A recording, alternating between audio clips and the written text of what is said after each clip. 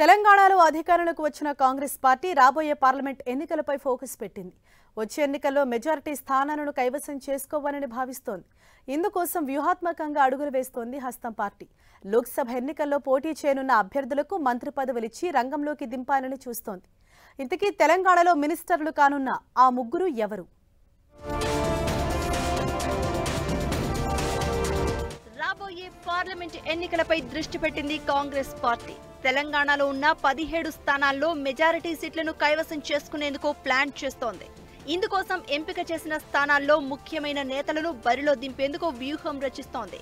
వారిని ఇప్పటి నుంచే రాష్ట్ర ప్రభుత్వంలో భాగస్వామ్యం చేయడం ద్వారా ప్రజల్లోకి వెళ్లి ఓట్లు రాబట్టాలనే వ్యూహం రచించింది హస్తం పార్టీ. ఈసారి కాంగ్రెస్ నుంచి పార్లమెంటు ఎన్నికల్లో బరిలో నిలిచే ముగ్గురు నేతలపై జోరుగా చర్చ సాగుతోంది.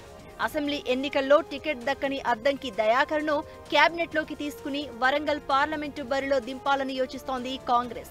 ఇక హైదరాబాద్ పార్లమెంటు స్థానం నుంచి పోటీ చేయాలని చూస్తున్న ఫిరోజ్ ఖాన్ కు సైతం మంత్రి పదవి ఇవ్వాలని చూస్తోంది.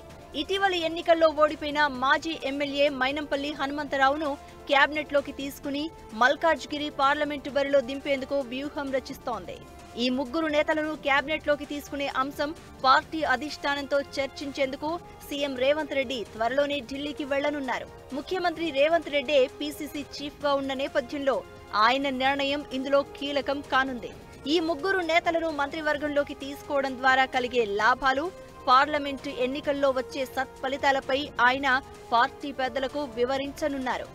తెలంగాణ ఎన్నికల్లో గెలుపుతో మంచి ఊపు మీదున్న కాంగ్రెస్ పార్లమెంటు ఎన్నికల విషయంలోనూ భారీ కసరత్తే చేస్తోంది. లోక్సభ ఎన్నికల సమయంలో హస్తం పార్టీకి భారీ హైప్ తీసుకొచ్చేందుకు ఎంపిక చేసిన ముగ్గురిని క్యాబినెట్లోకి తీసుకోవాలన్న ఆలోచనలో ఉంది. ఇంతకీ కాంగ్రెస్ వేసిన ఆ ప్లాన్ ఏ మేరకు వర్కౌట్ అవుతుందో వేచి చూడాల్సిందే.